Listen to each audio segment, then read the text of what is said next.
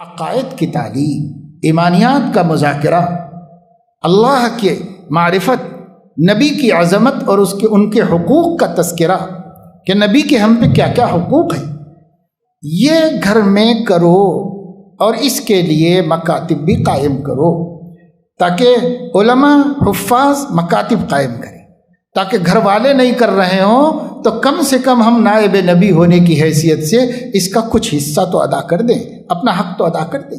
ہماری ذمہ داری تو ہے۔ گھر والے بچوں کو ملحد بنا رہے ہیں، زندیق بنا رہے ہیں، تو خیر گھر والے تو جواب دیں گے ہی، محلے کے پیش امام صاحب بھی تو جواب دیں گے۔ تو اس لیے مکاتب کا قیام کیجیے، منظم مکاتب۔ ہمارے 2000 کے واسطے نہیں، ملے نہ ملے، لیکن میرے ذریعے سے محلے کے 10 20 25 50 بچے جہنم کی آگ سے بچ جائیں۔ قوا انفسکم واہلیکم نارا، اپنے اہل میں اپنے خاندان والے داخل ہیں، اپنے اہل میں اپنے تحت کام کرنے والے داخل ہیں، اپنے اہل میں اپنے اڑوس پڑوس جن سے ہمارے ساجھے ہیں، محبت ہیں، رشتہ داریاں ہیں، یہ سب داخل ہیں۔ آپ ان کی فکر کیجیے۔ اس لیے یہ بات کی بار بار توجہ دلائی جا رہی ہے، بالخصوص آنے والے دنوں کے لیے ابھی سے مسلمانوں کو بہت سخت تیاری کرنے کی ضرورت ہے، اس لیے کہ آنے والے دنوں میں کسی ایک اسٹیٹ میں نہیں بلکہ پورے ہندوستان میں ایک نیا نظام تعلیم آ رہا ہے، پورے ہندوستان میں آ رہا ہے۔ آنے کی پوری تیاریاں ہیں، ہو چکی ہیں، اور وہ سب کچھ پاس ہے، منظور ہے، قانون بن چکا ہے، نفاذ کی تیاریاں ہو رہی ہیں، سلیبس پرنٹ ہو رہا ہے، سب ہو رہا ہے۔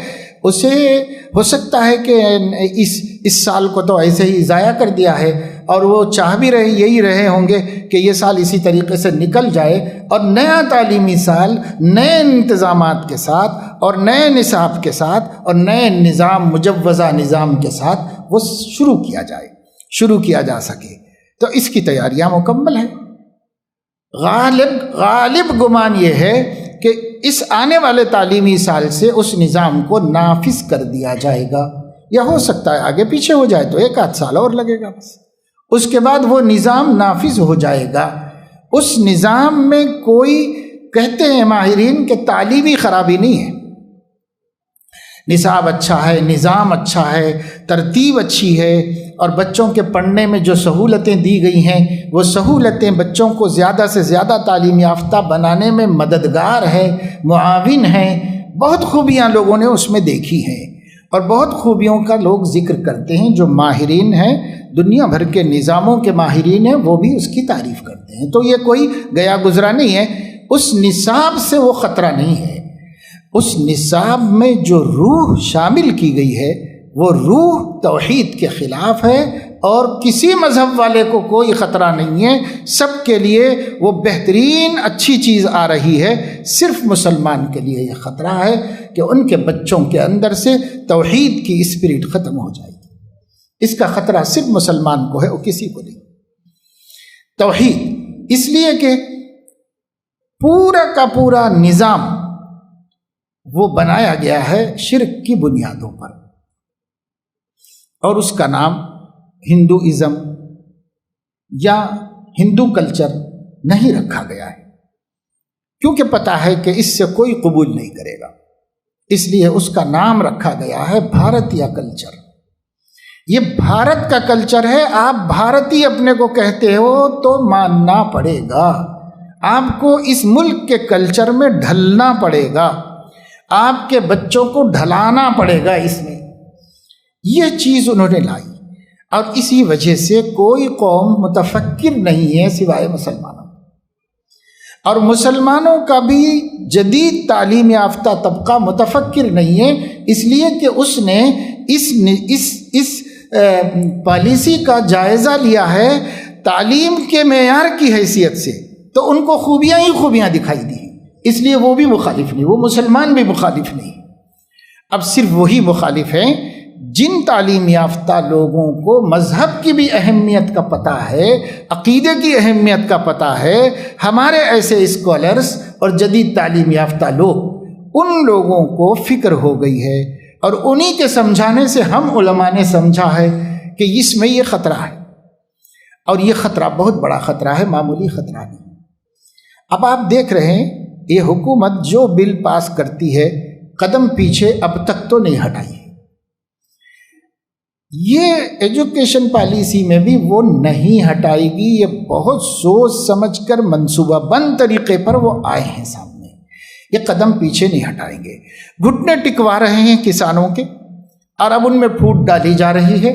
اب ان میں سے کچھ لوگ حکومت کی طرف ہونا شروع ہو چکے ہیں، وہ خود ہی ٹوٹ جائے گی تحریک، وہ خود ہی ختم ہو جائے گی۔ جس قوت سے وہ اٹھے تھے، طوفان بن کے اٹھے تھے، آندھی بن کے اٹھے تھے، اس طوفان آندھی کو وہی ختم کرنے کا سامان انہوں نے کر لیا ہے۔ وہ پہلے سے ریڈی ہیں ہر چیز کے واسطے، وہ ہماری طرح غافل نہیں بیٹھے ہوئے ہیں، وہ پہلے سے تیار بیٹھے ہوئے ہیں، تیاری کر کے بیٹھے ہوئے ہیں وہ۔ تو اس وجہ سے اب ہمارا یہ کہنا کہ ہم مسلمان نہیں مانیں گے، ہم مسلمان یہ تعلیمی پالیسی نہیں قبول کریں گے، تو وہ بولیں گے کہ دوسرے معنوں میں تم یہ کہنا چاہ رہے ہو کہ ہم بھارتی نہیں، ہم پاکستانی ہیں، یہ کہنا چاہ رہے ہو۔ تو یہ تہمت ہم پر لگا دی جائے گی اور ہمارے لیے راستہ اور مشکل کر دیا جائے گا۔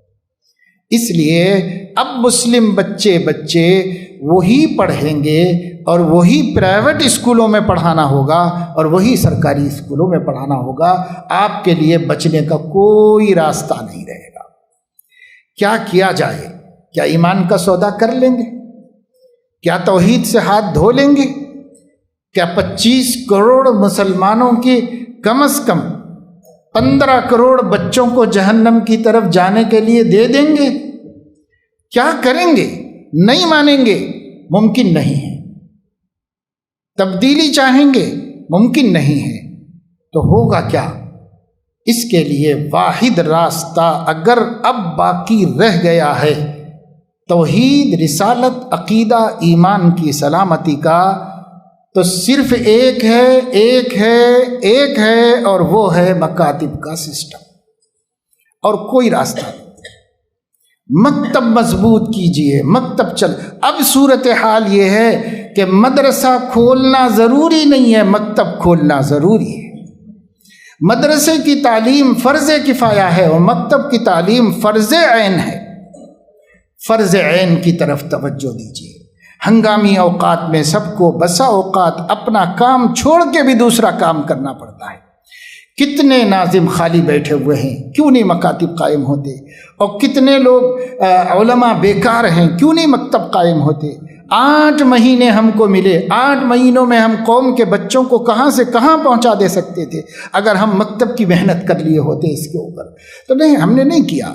یاد رکھیے میرے دوستو، آپ سے اور آپ کے حوالے سے، آپ کے علاقے کے تمام علماء سے، حفاظ سے، مؤذنین سے، ائمہ سے درد مندانہ اپیل ہے کہ آپ یہ بات ہر ایک تک پہنچا دیجئے کہ اگر یہ مکتب کا سلسلہ بہتر، منظم، مخلصانہ اور نبی کی محبت کو اپنے دل میں لے کر نبی کی امت کی محبت کو بچانے کے لیے آپ نہیں کریں گے تو اللہ کے نبی کو منہ نہیں دکھا سکیں گے قیامت میں۔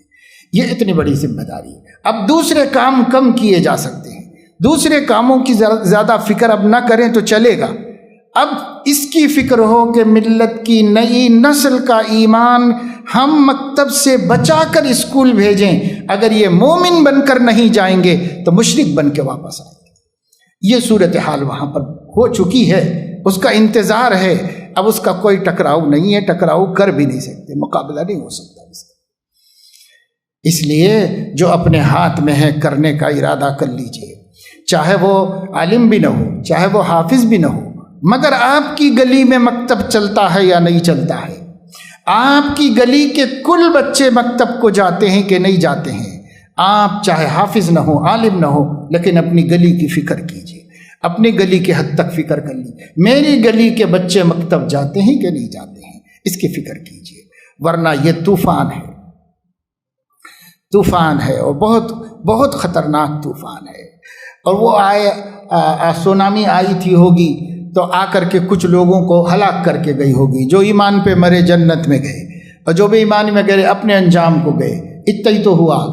یہ طوفان، یہ سیلاب، یہ موجیں ہماری زندگی لے سکتی ہیں، ہماری جان لے سکتی ہیں، لیکن یہ جو طوفان، جو سیلاب آ رہا ہے اور مضبوط موج خطرناک موج کی شکل میں آ رہا ہے، یہ ہمارے بچوں کا ایمان لینے والا ہے، اس سے کم کے لیے راضی نہیں ہے، ایمان لینے والا ہے۔